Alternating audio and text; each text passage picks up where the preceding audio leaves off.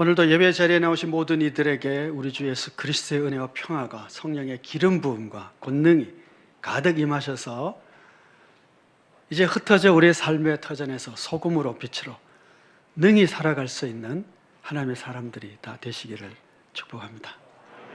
좋은 찬양, 은혜로운 찬양 준비해 주시고 불러주셔서 감사합니다. 정부가 매 3년마다 한국인의 가치관을 조사를 해요. 보고를 합니다.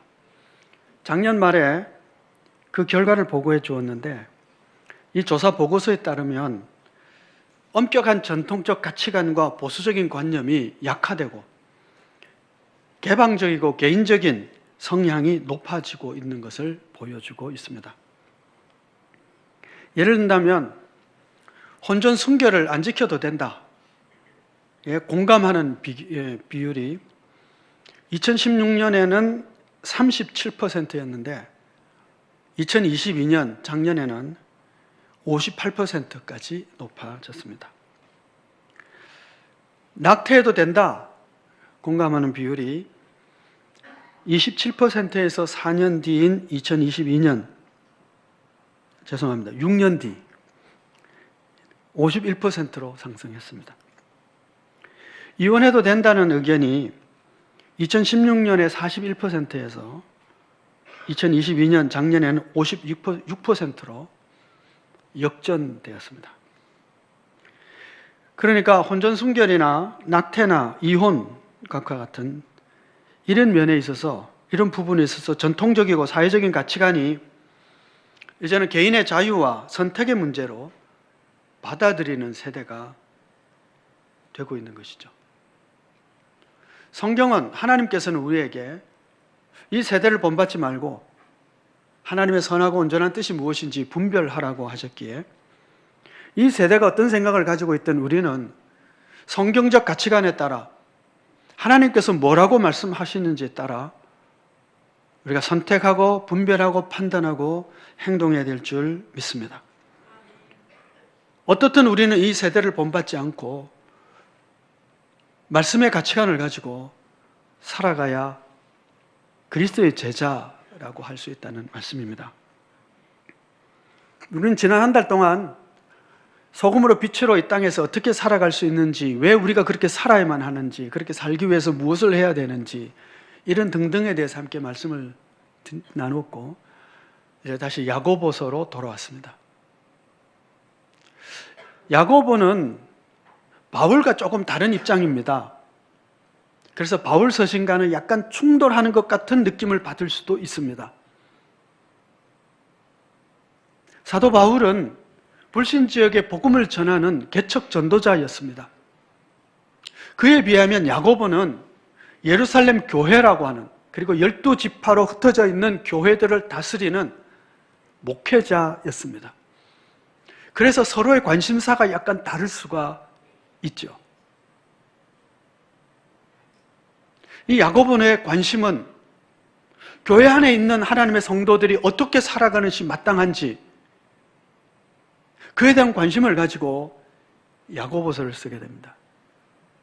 목회자 야고보의 제일 첫 번째 관심이 무엇이냐 하면 그게 제일 먼저 등장하고 있죠. 믿음의 사람들의 믿음의 성장이고 성숙입니다. 그 성숙과 성장의 관심으로 보면 시련과 시험도 복된 일들이고 그것을 이기기 위한 기도가 필요함을 말씀하고 있습니다.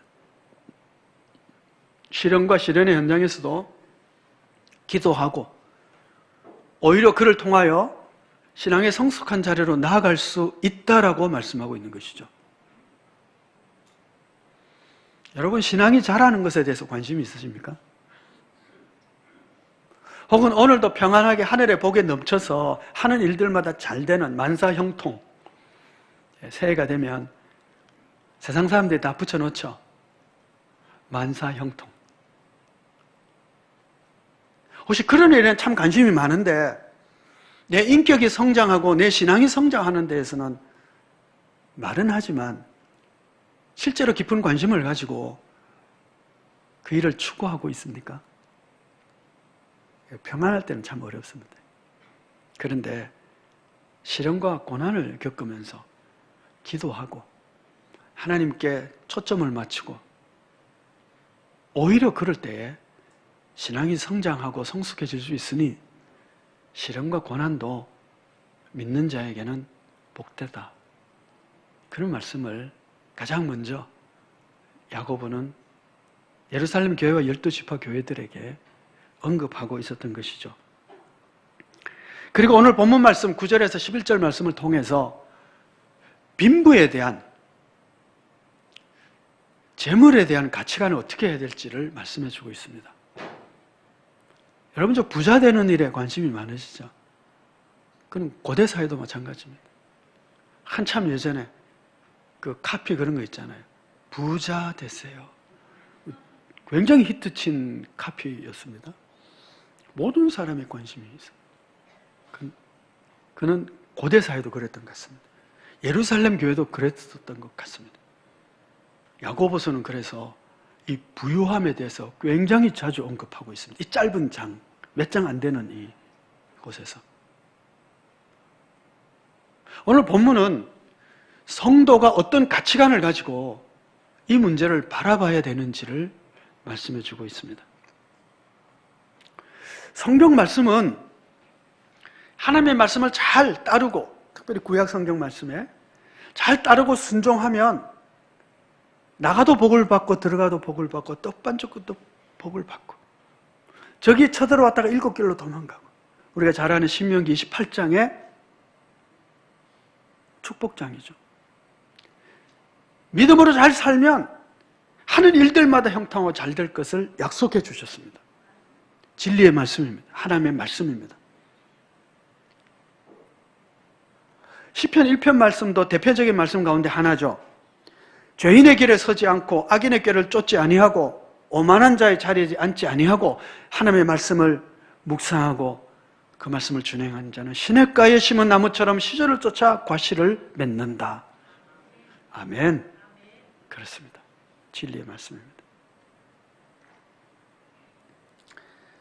구약시대와 예루살렘 그 초대교회와 오늘 우리도 다 마찬가지로 이 하나님의 말씀을 믿고, 그리고 이 말씀대로 내가 순종의 삶을 살기를 원하고 순종하며 하나님의 형통의 복을 받기를 간절히 소망하고 있습니다. 또 그렇게 될 것을 믿는 것이죠. 그런데 여러분, 조금만 비틀어서 한번 생각해 보시죠. 그럼 이렇게 됩니다. 오늘 부자들은 어제 예수 잘 믿고 순종해서 받은 복인가요? 오늘 질병 없이 건강한 사람은, 하는 일들마다 평안한 사람은 그의 조상적부터 지금까지 순종의 길만 걷고 허튼 짓 안 하고 그의 말씀을 잘 섬겨서 오늘 그 복을 받는 것이라고만 말할 수 있을까요? 그 모든 재벌들은 다 신앙의 사람입니까? 조금 더 다르게, 오늘 가난한 자는, 오늘 질병 가운데 고통받는 자는 어제 불순종했기 때문에, 어제 기도하지 않았기 때문에, 어제 믿음으로 살지 않았기 때문에 오늘 가난과 질병의 고통을 겪고 있는 것입니까? 우리가 가끔씩 하나님께 드리는 이 한 맺힌 그 기도 가운데 이런 기도가 있어요. 하나님, 제가 무슨 죄를 지어서 이 고통을 겪는 겁니까? 도대체 내가 뭘 잘못했길래 내가 하나님을 섬기고 예배를 드리고 말씀대로 살기 힘쓰고 이랬는데 제가 뭘 잘못해서 제가 아프고 제 아내가 아프고 남편이 아프고 제 자녀들이 이런 험악한 꼴을 당하는 겁니까? 하나님, 도대체 왜 이러십니까 제게? 이런 기도 들으시죠? 가끔씩 하시죠?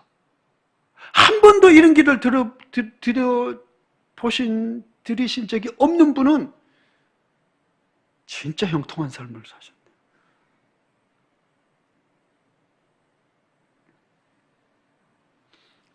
이 질문이, 이런 의문이, 이런 기도가 우리에게 있었던 것처럼 예루살렘 교회도 있었던 겁니다.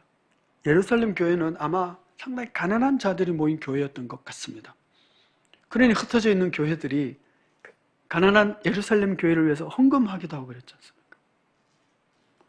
그러니 이런 질문을 가지고 있었을 겁니다. 하나님, 제가 예수 믿고 그리고 하나님 섬긴다고 애쓰고 이렇게 하나님을 찬양하고 그리고 기도하고 말씀을 따르는데 왜 이렇게 가난이 벗어나지 못하는 겁니까?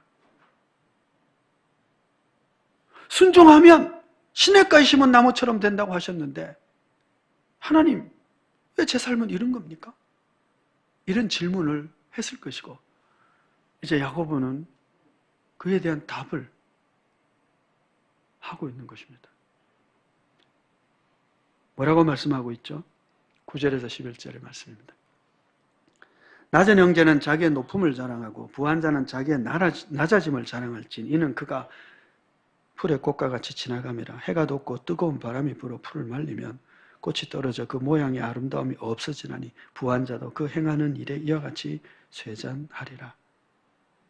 먼저 앞부분을 보시면 낮은 자는 자기의 높음을 자랑하고 부한 자는 자기의 낮아짐을 자랑하라 그럽니다. 자랑이라고 하는 것은 남보다 나은 것을 자랑하잖아, 그렇죠? 남과 비교할 때 남보다 나은 것을 자랑합니다. 그런데 낮은 자는 자기의 높음을 자랑하라고 그럽니다. 부한 자는 자기의 낮아짐을 자랑하라고 그럽니다. 그게 자랑거리인가요? 자, 먼저 이 본문의 말씀을 보시면 비교 대상이 조금 이상해요. 낮은 자와 부한 자가 비교되고 있는 것입니다. 이거 이상하잖아요. 낮은 자면 높은 자와 비교가 돼야 되고요. 부한 자면 가난한 자와 비교돼야 되거든요.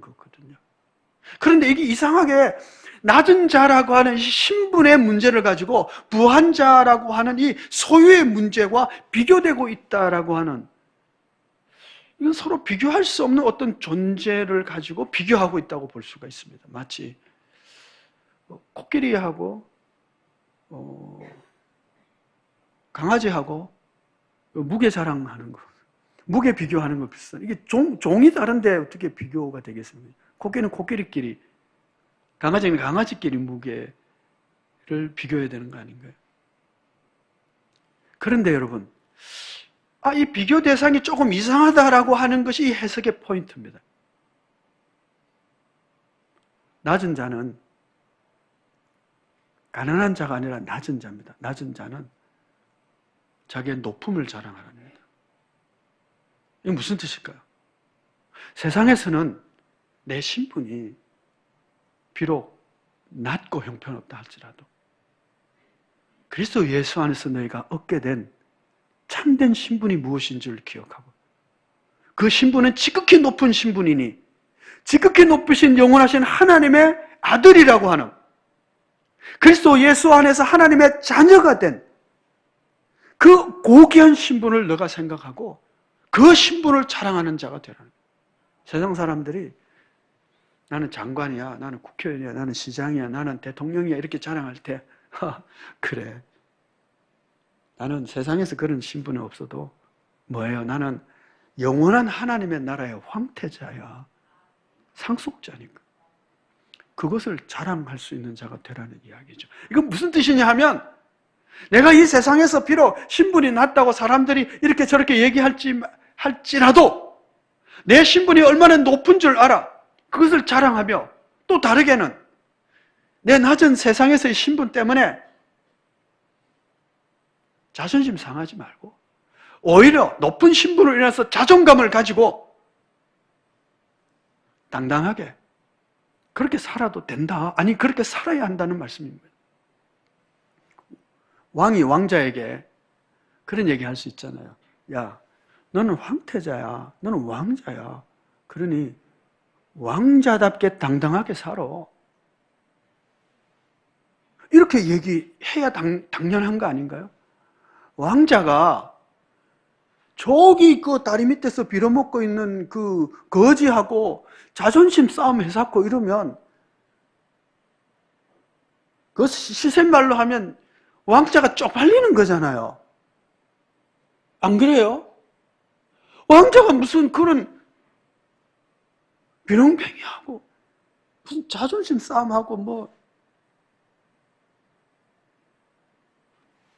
돌멩이 가지고 땅 따먹게 하면서 내 땅이 넓이 네가 막 크니 뭐 그런 걸 가지고 막 자존심 세우고 내가 이겼니 그러면 그 왕이 뭐라 그러겠어요? 야, 그깟 거 다 줘라. 하루 지나면 다 싹 치우고 새 판 짤 건데 뭘 그렇게 그런 걸 가지고는 그러냐 할 거 아니에요?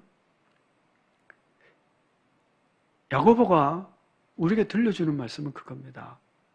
세상에서의 신분이 높든 낮든 너희 진짜 신분은 그리스도 안에서 지극히 높으신 하나님의 아들이 되었으니 당당하게 자존감을 가지고 그렇게 그 신분을 자랑하며 살아라.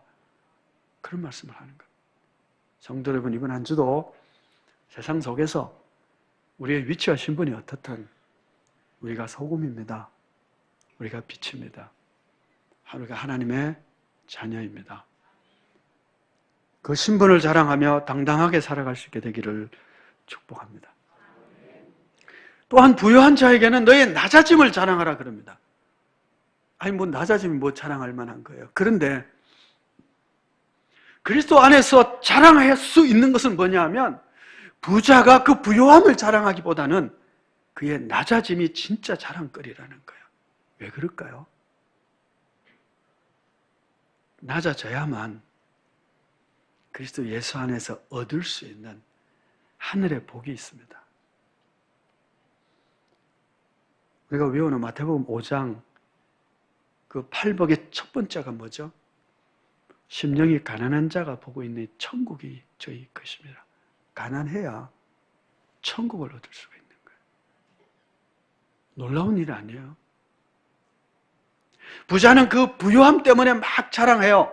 그런데 실제 자랑할 수 있는 것은 그 부요함이 아니라 내가 그리스도 안에서 내가 얼마나 비참한 존재인지, 내가 하늘의 용서를 받지 못하면 나는 처참한 인생을 살 수밖에 없는 그런 인생이라는 걸 알아. 하나님, 저는 죄인입니다. 저는 정말 하나님의 은혜와 자비 없으면 살 수 없는 자입니다. 라고 하는 자신의 가난함과 낮아짐을 자랑해야 한다. 왜? 그 낮아짐 때문에 하늘의 부요를 채울 수 있고 그 자신의 죄인됨을 알아서 용서받을 수 있게 되었기 때문에 내가 죄인임을 깨달은 것이 하나님의 긍휼과 자비였으면 살 수 없음을 알게 된 그 낮아짐이 진짜 자랑할 만한 것이라는 거죠. 왜요? 하늘의 천국을 얻을 수 있고 하나님의 용서를 얻을 수 있고 주의 긍휼과 자비를 얻을 수 있는 것이 바로 그 낮아진 자리에 있기 때문에 그렇습니다. 부요함으로 살 수 없는 하늘의 복이 있거든요. 부자들은 이 깨달음이 없기에 자신의 부유함, 재산의 부유도 있고요, 지식의 부유함도 있고요, 뭐 학식의 부유함도 있고, 뭐 여러 가지 부유함이 있겠죠. 예, 세상에선 자랑할 만한 그 부유함 때문에 가난해지질 못해서 하나님의 부요를 받지 못합니다. 그래서 오히려 교만해집니다. 그래서 오히려 망하기 십상입니다. 그런데 내가 부유한데 진짜 내 자랑은 이 부유함이 아니라 내가 얼마나 형편없는 자, 하나님의 은혜 없이는 살 수 없는 자임을 깨닫게 된 그 가난함, 낮아짐, 그거 진짜 자랑할 만한 것이다. 여러분, 이런 자랑이 있게 되기를 축복합니다. 부자들은 자기 이름을 후세에 길이 남기겠다고 이런저런 기념비도 세우고 박물관, 무슨 뭐 미술관 이런 것도 막 세워요. 제가 가끔씩 그런 얘기 하는데 예를 들어서 친구가 무슨 뭐 몇천만 원짜리 밍크 코트 가지고 팍 폼 잡고 자랑한다고 합시다. 나는 없으니까 굉장히 좀 질투가 나고 시기심이 조금 나겠죠, 그렇죠? 근데 속으로 그렇게 생각하세요. 저거 100년 뒤에는 누구 거 될까? 100년 뒤에도 걸치고 있을까? 그거요, 100년도 못 가는 거예요. 근데 우리는 뭐예요? 저 한 100년 뒤에는 하늘나라에서 생명의 면류관, 의의 면류관을 가지고 자랑할 수 있다면 까짓 거 그게 훨씬 나은 거죠. 우리가 진짜 자랑해야 될 것은 그런 거죠. 나의 낮아짐을 자랑하는 것은 낮아짐으로 발미암아 얻게 되는 하늘의 은총인 것입니다. 진짜 자랑은 그런 것이죠. 그래서 오늘 본문 말씀은 야곱은 우리에게 뭘 가르쳐주냐면 우리가 어떤 가치를 판단할 때 영혼의 관점에서 한번 봐라는 거예요. 들의 꽃 그거 하루아침에 피었다가 져버린다는 거.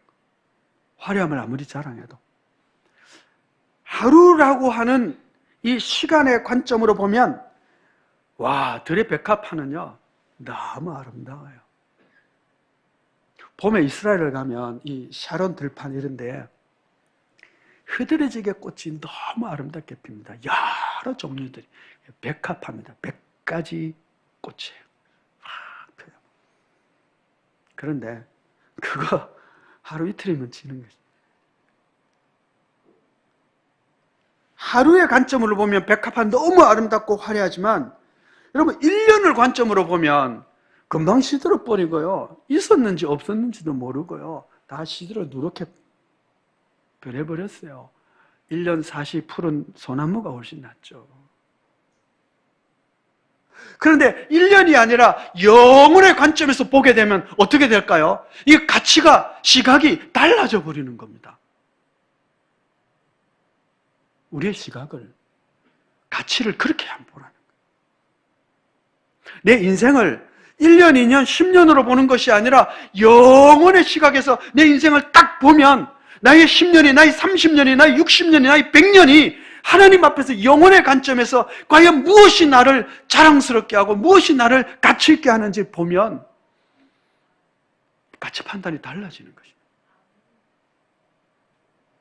영혼의 관점에서 나를 보고 내 삶을 보고 어떤 사건을 볼 수 있는 하나님의 지혜가 있기를 축복합니다. 바울이 고린도 후서에서 너희가 나의 좀 어리석은 것을 용납하라. 나의 어리석음을 용납하라. 그러면서 나도 좀 자랑 좀 해보자. 그러면서 자기 자랑을 막 합니다. 넘치는 수고와 고난과 죽을 뻔한 경험과 40에 하나 감한 매를 3번이나 5번에 맞고 3번 태창에 맞고 1번 돌로 맞고 파선하고 자지 못하고 목마르고 굽고 춥고 헐벗은 이야기를 쫙 합니다. 자랑할 만하죠, 진짜. 그 앞에서 누가 우리의 헌신을 자랑할 수 있겠습니까? 우리 다 기죽을 수밖에 없습니다. 이렇게 나의 어리석은 나의 자랑을 좀 나도 자랑질 해보자. 그리고 쫙 자랑하고 나서 마지막에 그럽니다. 내가 부득불 자랑할 것이 하나 더 있는데 내가 약한 것을 자랑하겠다. 충분히 자랑하고 위대한 일들이 그에게 너무너무 많지만 그런데 내 진짜 자랑은 나의 연약함이다. 그러면서 이렇게 얘기합니다. 나의 여러 약한 것들에 대해 자랑하리니 이는 그리스도의 능력이 내게 머물게 하려 함이라. 이는 내가 약한 그때에 강함이라. 여러분, 바울은 정말 자랑할 만한 것들이 그의 수고 헌신이 많았습니다. 그 앞에서는 우리 누구도 다 기가 죽을 수밖에 없는 헌신의 믿음의 삶이었습니다. 그런데 바울은 그럼에도 불구하고 내가 자랑할 것이 있다면 나의 약함이다. 왜냐하면 나의 강함 때문이 아니라 나의 약함 때문에 약한 부분에 그리스도의 은혜가 임하고 성령의 강함이 나의 약함 속에 임하여서 하나님의 역사를 이루니 내가 진짜 자랑할 것이 있다면 나의 약함이다.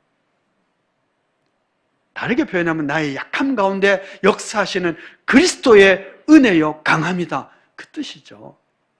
실제는 그리스도를 자랑한 것이죠.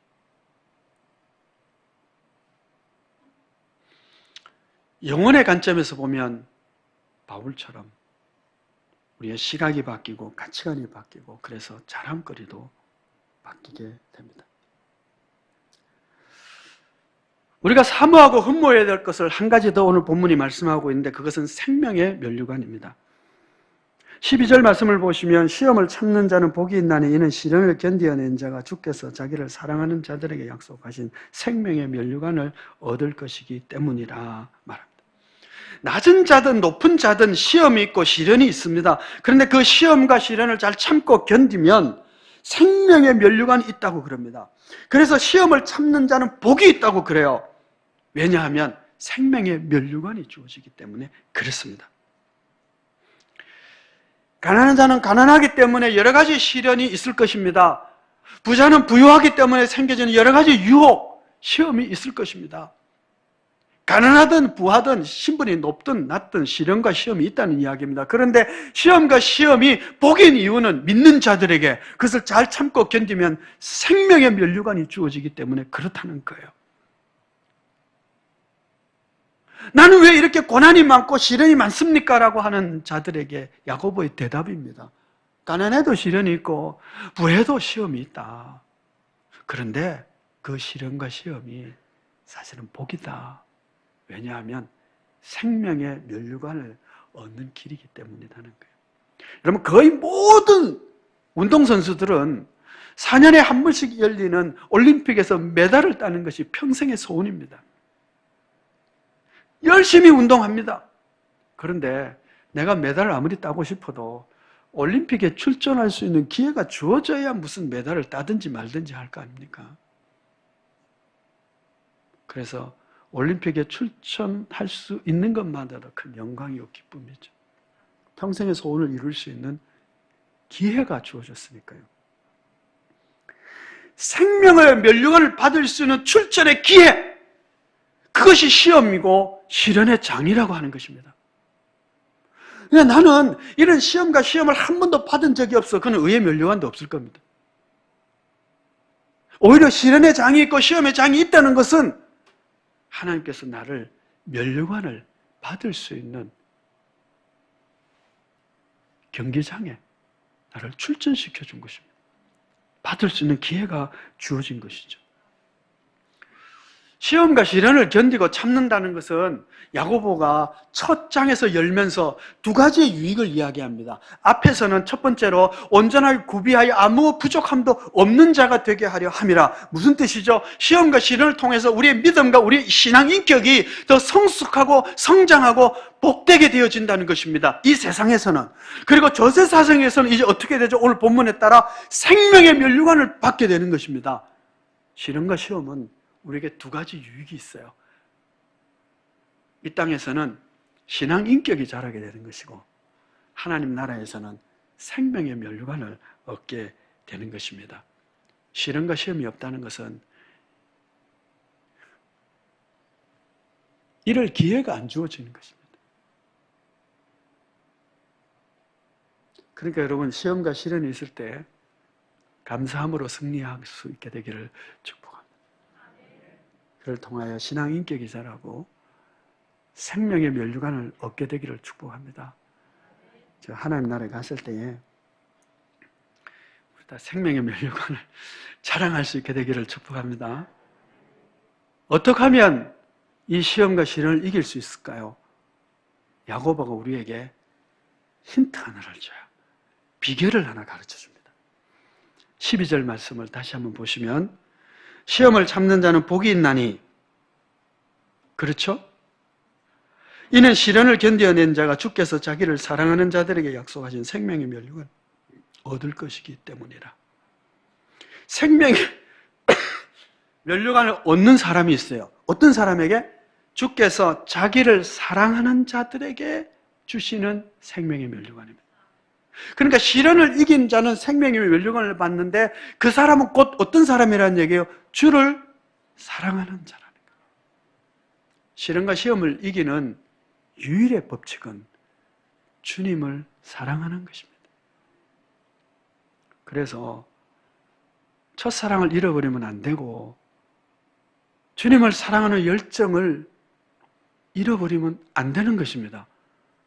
시련과 시험을 이길 수 있는 힘이 사라지고 더하여 생명의 면류관도 놓치기 때문에 그렇습니다. 주님을 사랑하는 자는 시험과 시련을 이깁니다. 그리하여 생명의 면류관을 얻을 수가 있습니다. 첫사랑을 회복하고 주님을 사랑하는 열정을 회복하여 생명의 면류관을 능히 얻고 시련과 시험을 이기는 자 되시기를 축복합니다. 성경에는 두 가지 시험이 나옵니다. 이 시험이라고 하는 것은 유혹으로 번역되기도 하고 테스트, 시험으로 번역되기도 합니다. 성경에는 두 가지 시험을 얘기하고 있는데 있음의 시험과 없음의 시험입니다. 출애굽한 백성들이 광야에서 만난 시험은 없음의 시험입니다. 요단강 건너 가나안 땅에 들어가서 그들이 받은 시험은 있음의 시험입니다. 있든지 없든지 광야에 살든 좋은 땅에 살든 시험과 시련이 있다는 것입니다. 이겨야만 생명의 면류관도 얻을 수 있습니다. 주님을 사랑함으로요. 우리는 이런 찬양을 자주 하며 은혜를 받습니다. 날이 저물어 갈 때, 빈들에서 걸을 때, 그때가 하나님의 때. 내 힘으로 안 될 때, 빈손으로 걸을 때 내가 고백해 여호와 이래. 찬송하시죠. 날이 저물어 갈 때가 우리 인생에 있습니다. 아무도 돕는 자 없는 빈들의 광야의 선곡 같은 인생의 지점도 우리에게 다가옵니다. 내 힘으로 도저히 감당할 수 없는 산 같은 절벽 앞에 서 있는 때도 우리 인생에 옵니다. 아무것도 내게 남은 것이 없는 빈손일 때도 올 것입니다. 그때가 하나님의 때입니다. 그렇다면 괜찮은 날이죠. 광야도 빈손도 아무것도 없을 때도 날이 저물어 갈 때도. 하나님의 때, 시험의 때, 면류관의 때, 받을 수 있는 시련의 때, 복이 있는 자입니다. 낮을 때에는 주님 안에서의 높아진 나의 신분을 기억하고 당당하게 세상을 살며 나의 연약함과 무지함과 없음이 은혜의 통로임을 기억하며 오히려 자금과 무지와 없음을 자랑하며 부유할 때에는 나의 없음이 오히려 하나님의 은혜의 은총의 통로임을 기억하며 그때를 자랑하며 참음과 견딤으로 생명의 면류관 얻기를 힘쓸 수 있는 그런 우리 모두가 다 되어지기를 축복합니다. 기도하겠습니다. 은혜로우신 아버지 하나님, 우리 앞에 우리의 삶이 힘들거나 부유하거나 높거나 낮거나 끊임없이 다가오는 시련과 시험의 때가 있는데 그때가 오히려 복된 시기요 하나님이 역사하는 때임을 알아 믿음으로 그리스도 안에서의 얻은 신분을 자랑하고 무지함에 역사하는 하나님의 지혜, 없을 때 역사하는 그리스도의 능력을 자랑하며 세상의 맛을 잃어버리지 않는 소금으로 빛으로 능히 당당하게 세워져 갈 수 있도록 시험과 시련을 통하여 신앙 인격이 풍성해지고 주님을 사랑함으로 이겨서 생명의 면류관을 얻을 수 있는 저희 모두가